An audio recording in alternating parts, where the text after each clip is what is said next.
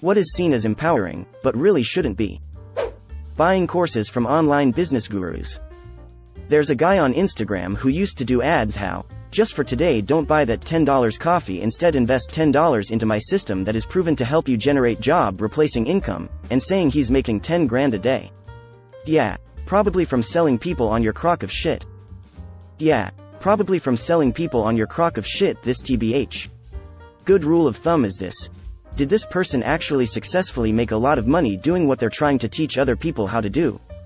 There's definitely a subset of entrepreneurship guru types who pretty much have only ever made money by selling materials, courses, books, etc. on how to make money, but haven't actually done anything financially successful prior to that. Fake it till you make it, kind of thing. Being rude and aggressive. Exactly. People confuse aggression for assertiveness far too often. You can stand up for yourself and not be an asshole. I always like to think of assertiveness as when the quiet dad pipes up and calmly tells you, hey, knock that shit off, now, asterisk. The grind, for money. I work in a warehouse and everyone just brags about all the overtime they're working. One of the guys who has been there for 15 years told me, we don't get paid well because the job is hard, we get paid well because it takes up most of our time. I have a friend who does this. We've known each other for a long time and I no longer hear, I worked this many hours this week and have this much overtime. Now I hear, I've worked my 40 and spent this much extra time away from my family and things I love doing. Any kind of talks fall on deaf ears and we usually end up arguing about it. I spent more than a year working 70-hour weeks. This was on the phones doing customer service, in a position where I was only taking supervisor, escalated calls back to back. So every person I talked to was already preheated and ready to rumble. I don't know what it is, but even making so much goddamn extra money, life finds a way to take it all back with nothing to show. I didn't buy a goddamn thing for myself. Never went out, ate simple shit I cooked for the week on my one day off. I'd get an extra 1,000, my car would break down. Another 1,000, my dog needs surgery, or expensive medication. I put a shitload into my 401k, but I didn't even pay off all my credit card debt during that whole run. That time will always be seen as the most tragic waste of my young life. Came out with nothing to show for it but a huge gap in life experiences. It's weird, because now I make quite a bit less and have the same expenses, and I'm doing exactly as good as I was then. I can't explain it, but the extra money just gets absorbed without making up for the loss of time. Being a bitch, asshole to everyone else. Edit. Example, I had a sister-in-law that would always say, I'm sorry, I'm just one of those people that if it comes up, it comes out. And I would always say, oh, so you have no filter for your mouth? Isn't that just an excuse for being a bitch? Yes. The idgaff, attitude or just rude faces or behavior shows a lot of internal insecurities or issues being masked by that persona. It works in movies and TV shows. Less so in real life. Insisting that you are perfect just the way you are and anyone who says different is just a hater, and shouldn't be listened to. Yes, haters exist, but if you're consistently hearing that you have problems from people around you, you need to do some introspection instead of cutting those people off for being negative or toxic. Also, perfect the way you are indicates a lack of willingness to grow. We should always be striving to be a better version of ourselves. Even if it's only small changes. MLMs. You are not a small business owner if you have no say in branding, pricing, packaging, etc. These are predatory companies that sell the idea of empowerment through subpar products and practices. One of my wife's friends tried to pull her into one of those back when it was before the epidemic of it peaked, and she hit her with the "your business" line. I gave her a lot of grief over it, but she drank so much Kool-Aid at that point it didn't matter. Own your own business. Oh, but here's all these restrictions and you can't actually control everything. Also, you don't own anything except all the inventory you bought, which you can only sell in the places and ways we allow you to. And hey, make sure to come up with a great sob story about how it changed your life for the next Zoom meeting. My wife has a bunch of old friends she no longer talks to because they've switched to MLMs. Own your own business, and lose all your friends because it forever taints how you view other people as a potential sale. Also, one of them went so far as to lie to another friend's mother, telling the mom that her daughter, my wife's best friend, really wanted this $300 skincare regimen for Christmas. Totally made it up, and the mom thought she was getting inside info from her daughter's friend, when really it was her trying to make number for the end of the year. I'm a boss bitch, and the male version, whatever that is. I'm an alpha male. I just reply, the entire concept of the alpha male wolf only applied in captivity and the author retracted the book, so keep aspiring to be the top dude in prison, I guess. My favorite is still, the alpha male, unfinished, buggy and totally unfit for public release. Oh, I'm about to piss a lot of people off. Being obese or unhealthily overweight.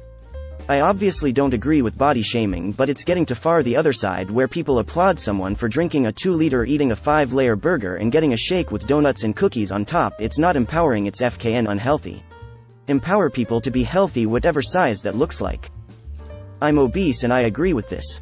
I'm all for self-love and appreciation and bodily autonomy, but at some point it just becomes hurtful.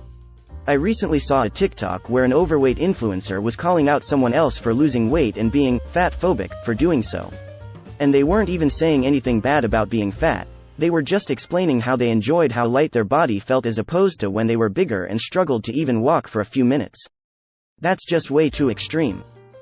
That just sounds like jealousy with extra steps. They obviously want to make the change but can't. So they shamed someone for doing what they couldn't. Even ego defense. Some people have this mentality of anything different than me is obviously bad, because everything about me is right, so anybody who has happy about being something different than this person is clearly bad in some kind of way. Often, being empowered is put forward to veil selfish behaviors. Yes. Now you can be a selfish asshole and just say you're empowered, and everyone is supposed to accept it. Doing things harmful to yourself or others is not being empowered. Mob mentality. Usually, the mob is emotionally stunted and without all of the facts. Mobs are self-reinforcing. You can never convince a mob it is wrong, because every individual within it is surrounded by people telling them they're right. The backfire effect is real, and our dum-dums in US politics, yes, both sides, don't seem to grasp this. You can't sway votes by berating people and telling them why they're wrong. I was physically and mentally tormented as a child by parents. I was bullied in school. I was so close to suicide many times. There are so many people who call me survivor and built character, etc. No, I'm not a survivor. The character that I built has PTSD, anxiety, lack of friends, no one to trust, etc. I don't want this character. I want a normal life. I was sick a lot when I was younger. And seeing ads or feel-good videos about kids with cancer or whatever, and they always say, "He is such a strong boy, no shit Kelly." It was either stay alive or die. Nothing about that screams strength in my opinion. It's not like the kid woke up and was like, "I am gonna be strong today and beat this." 'Cause sadly that's not how it turns out. Does that mean the ones who didn't make it just weren't strong enough? Jesus. What doesn't kill you may leave you in a bad state, not always stronger. I tell it like it is. I speak only facts. These people are usually toxic and make hurtful, bad taste comments under the guise that they can't help it because they're honest to a fault. All cruel people describe themselves as paragons of frankness, Tennessee Williams. People who say, "If you can't handle me at my worst." Like, I get that it's supposed to be a, "take me for who I am," but if who you are is a piece of trash who can't control themselves at their worst, then the problem is you and you shouldn't be praised. If you can't handle me at my worst, you don't deserve me at my best. It's a really badly phrased ideology with the poorest implementations, isn't it? In theory, it's not off the mark. If you don't want to stick around when somebody goes through their lows, their pains, their struggles, then you don't have a right to be around when they're at the top of their game.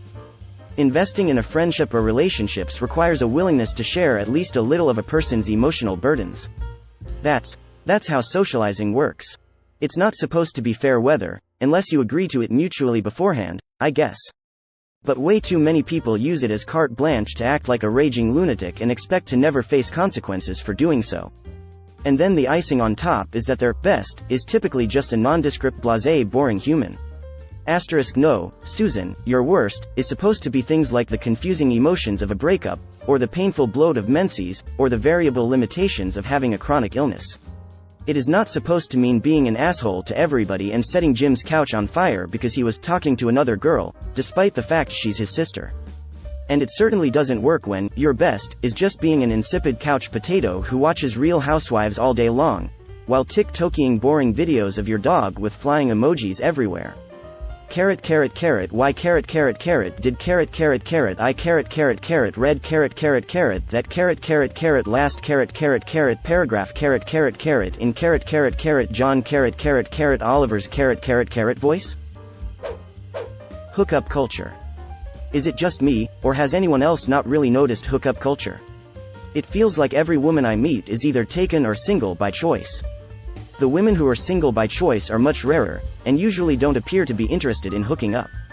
Though I agree that instant gratification culture is real. It's heavily overstated. Most people want to settle down with someone. Hookup culture is arguably a niche amount of people compared to everyone else. The average person is not juggling multiple partners and clubbing, hooking up constantly. Being a troll, practical joker for views. I'm such a troll. I go to internet spaces for thing, and say that thing sucks. They get sue trigger for the approximate 12 seconds before my post is removed. The feminists who are like, I hate all men are trash, the same, etc. Some girls really be mistaking sexism against men as feminism. Feminism is equal rights for men and women. Being one-sided, favoring one gender is not feminism, and it's certainly not cute either. Stacy. Fucking Stacy. All the time with this shit. Stacy's mom on the other hand drooling face. Being rude to customer service people to get your point across. If the point they're trying to make is, I'm an entitled asshole who doesn't know how to treat other people like human beings, then bravo. Making attempts to end discrimination by looking at people through a discriminatory lens. Want more minorities to work at your company? Stop reminding them that they're people of color, LGBT, etc., and start treating them like they're normal people, because that's precisely how they want to be treated. Whenever someone brings up the fact that I'm a woman in STEM, it makes me feel very alone. I know that people mean well, but they cause so much damage. Yep, I'm a woman and I've never been permitted to forget that, thanks. I remember when I started at university and, after the introductory event, the students were left to wait together in a room, which allowed them to socialize and build initial bonds. However, the women were taken aside by someone involved in some kind of equality thing and told about various services available only to women, which prevented them from getting to know the group. We were effectively segregated on day one by people who claimed to be against segregation. Good job, folks. The idea women can do it all. Kids, jobs, house, relationship, loaded on, and that makes us liberated. It's exhausting. I mean, sure we can. It's structuring the mind said it's just great. Please no one yell at me. Had a lot of years of it and just felt tired, not liberated. At all. But we are superwomen. We can do anything. Men are so useless lol. I can do my job and look after my kids and house. I couldn't trust my husband to cook anything lol #girl power. Probably said by an exhausted woman somewhere, when close to setting the house on fire and committing herself to an asylum for a little rest. Student, small business loans. They may be helpful if used reasonably and in moderation, but as a product they are set up to capitalize on hopes and dreams. There's a program in Poland where you can take a loan for educational purposes with 100,000 Polish zlotys, about 20k euro, limit. No interest rate, plus you can get from 10 to 25% of it removed if you reach certain goals such as completing the course, school, and getting a job in a related field after that.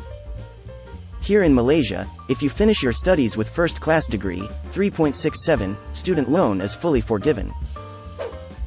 Maybe not empowering, but letting your job exploit you in my experience is seen as virtuous.